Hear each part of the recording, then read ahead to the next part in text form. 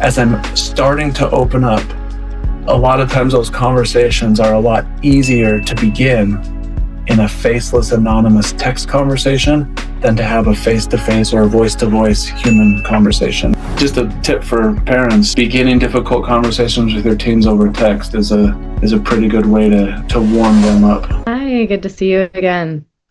Good morning, Rachel. Good morning. Thanks so much for joining me today. So tell me, Dave, can you share a little bit about what made you decide to start ElizaChat? Yeah, thanks, Rachel. I think there's two sort of things. There's the entrepreneurial moment when you kind of realize there's something here from like a problem to solve and a business to be made around this.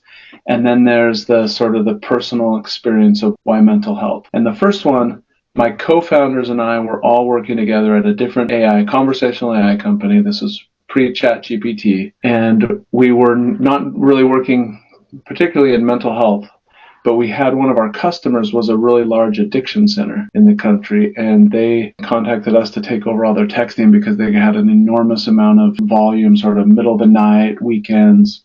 And it's basically people in recovery, seeking recovery help. So sometimes suicidal, always sort of in a bad place in their life and needing support. So we took over the texting for them, and it was really effective. It was more effective than people, and it was getting a lot of people help. And something very interesting started happening is people that were coming into the intake center to get help were saying things like, hey, I want to meet Christina. That was the name of our agent. We'd say, hi, this is Christina. I want to meet Christina. She saved my life.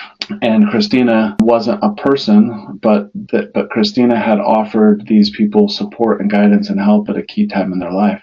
And sort of that was for us, my co-founders and I were all at that company together, and we sort of experienced at the same time this sort of entrepreneurial moment where we realized like we can build this not just to sell products, but we can build this to like improve and change people's lives. And that was sort of the epiphany. And then for me personally, having a very close family member attempt suicide and a very close family friend take his life, and those experiences combined, and just both of them being totally shocking and surprising, and all the personal guilt that one feels when a loved one does that and you feel like you've fallen short as a family member or as a friend. And then you just start thinking, how do we prevent this? How do we get people help? How do we solve this problem? And it's complex, and we know that human connection is the key to suicide prevention particularly, but in all mental health, human connection is so important. And so how does technology play a role there? Yeah. But I think it's got to play a role because the demand is just so high, and there are places where technology is uniquely positioned to fill gaps where people can't. Yeah, absolutely. And you bring up such a valid point of like, what would make someone choose technology over human, like whether it's calling a suicide prevention line. And I don't think you're saying that it's like one goes without the other, but what do you think would possess somebody to say, hey, I'm going to choose ElizaChat? Yeah. Well, first, I think it's a little bit of a false dichotomy to say you're choosing technology over people. But that's the way a lot of people think about it, is like, I'd rather go with people than technology. And they're not competitive with each other. They're complementary. For example, we see like the airplane pilot, 95+% of all flying hours is on autopilot, right? And we want a human pilot for takeoff, landing, when something goes wrong. We want a pilot to check the plane, to reassure us that like things are going to be fine and they're there. But 95% of all flights is just maintaining a set speed and a set direction in the air. And in fact, not having autopilot makes flights more dangerous, because then a pilot has to remain awake and attentive that whole time. Then they're exhausted, and then they're less capable to effectively land the plane or respond to a crisis. So that's a perfect example of technology and people working together to solve a problem. There's a place that technology can do things better than people, and then there's clearly places where We want a human being. We want a human being landing that plane. We want a surgeon, a human surgeon operating on our heart. But machines read our blood. In medicine, there's all kinds of things. They interpret scans. We have a radiologist doing a lot of the interpretation of scans, but machines are taking those scans. And so technology and people always work together to solve problems. And it's not like I have to choose a robot doctor or a human doctor. It's like, no, I want a human doctor assisted by the best technology possible in his hands or her hands to understand my body and what's going on with me and to give me the help that I need.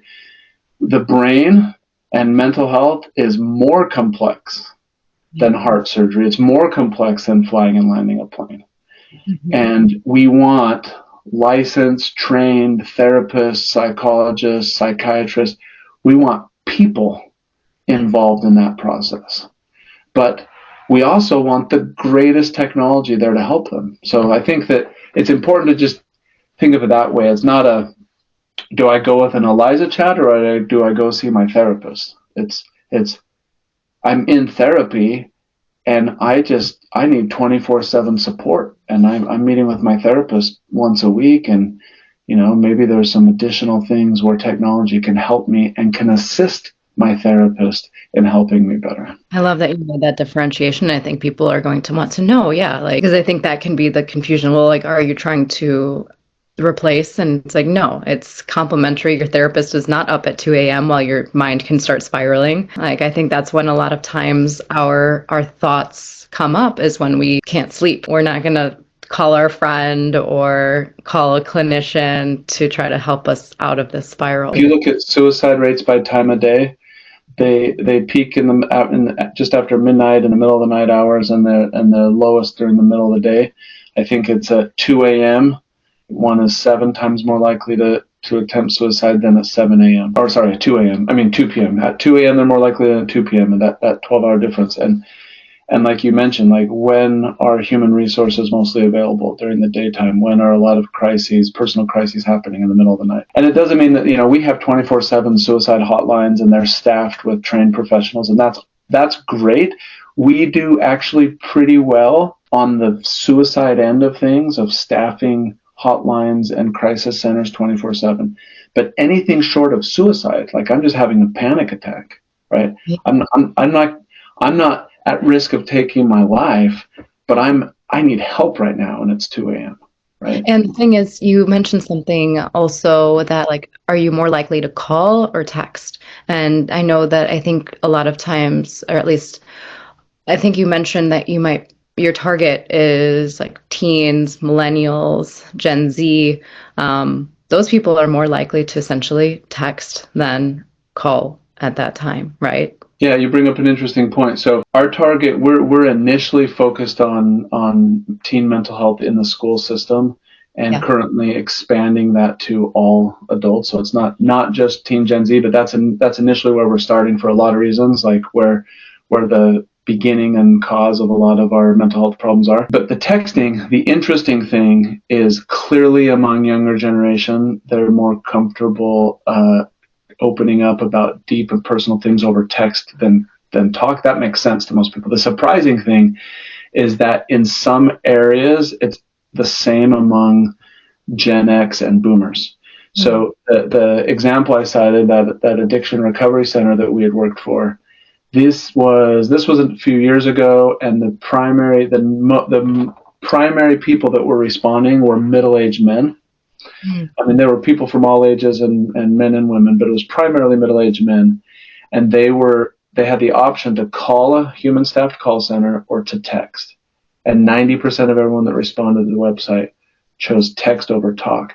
And it's not that ultimately they don't need to talk to someone or want to talk to someone. It's that initially, as I begin to talk about my addiction journey, something that, is often associated with shame or stigma, as is all mental health, as I'm starting to open up, a lot of times those conversations are a lot easier to begin in a faceless, anonymous text conversation than to have a face-to-face or a voice-to-voice human conversation. And so, I've noticed that with my own teenagers or youth that I work with. If I want to begin a difficult conversation, if I sit my teenage son down and face to face and say, hey, I need to confront you on something, I get just stonewalled. But if I send a text message and say, hey, I want to talk to you about X, Y, and Z, I'll get a text response.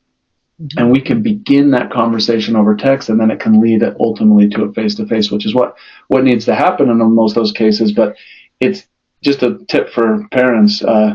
Beginning difficult conversations with your teens over text is a pretty good way to warm them up. And that's, I think, a really helpful tidbit of advice too, because I've even heard of, it's like the texting, also like write a note under your pillow and like leave it for me. I won't judge you. I just want to read it, and then like leave a note. So it's like there's something about it where it's like the face to face or even the voice can sometimes feel a little bit vulnerable, you know, talking it's the asynchronous nature.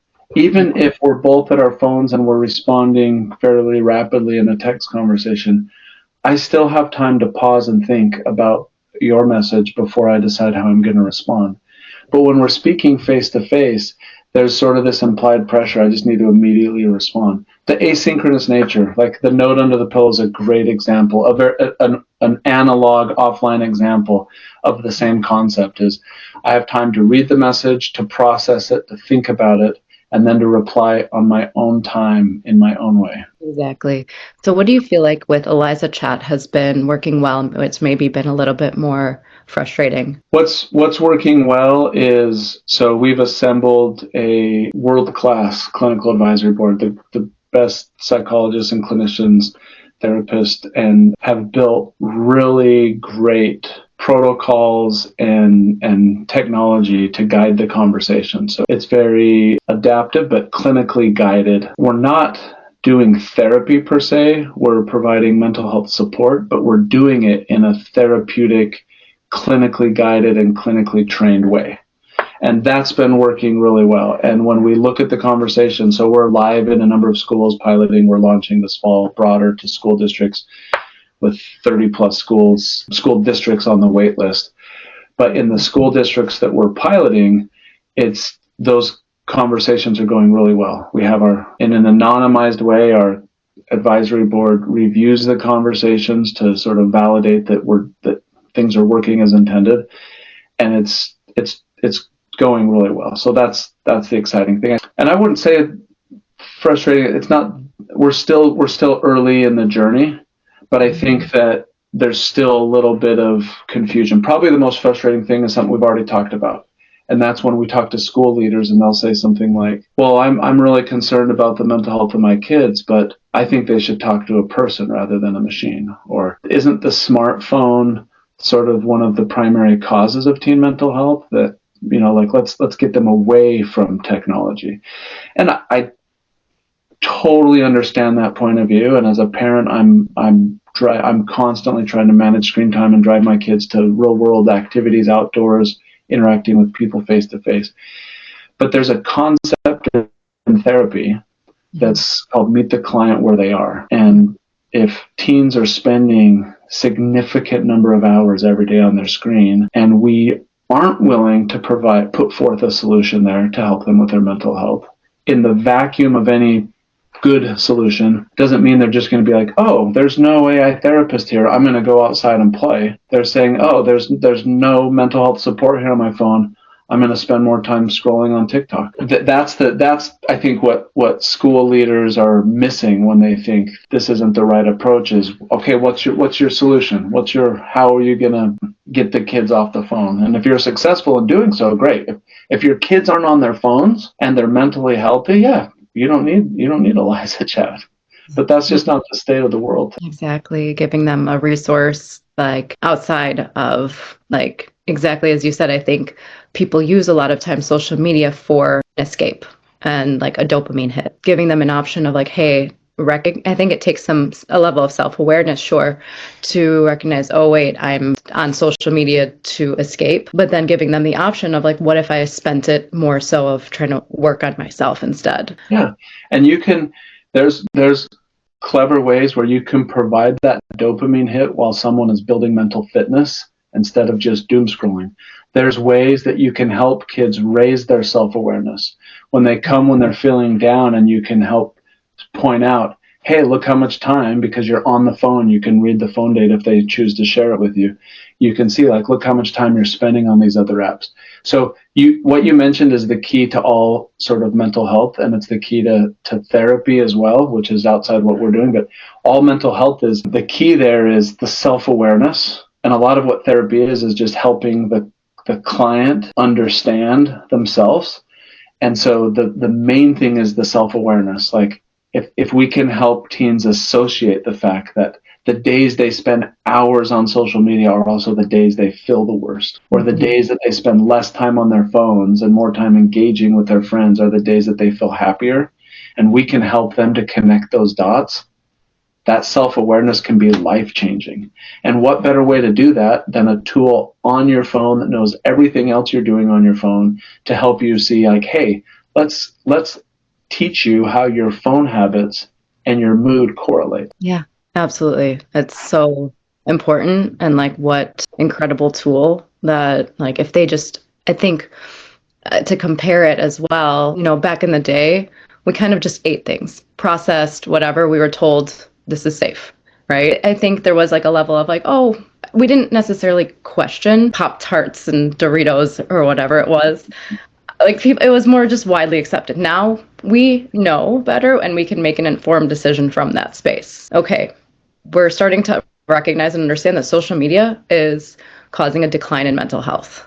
And now we can choose from that space. We're not going to say, don't go on Instagram or don't go on TikTok, but choose from a space of awareness, right? Yeah.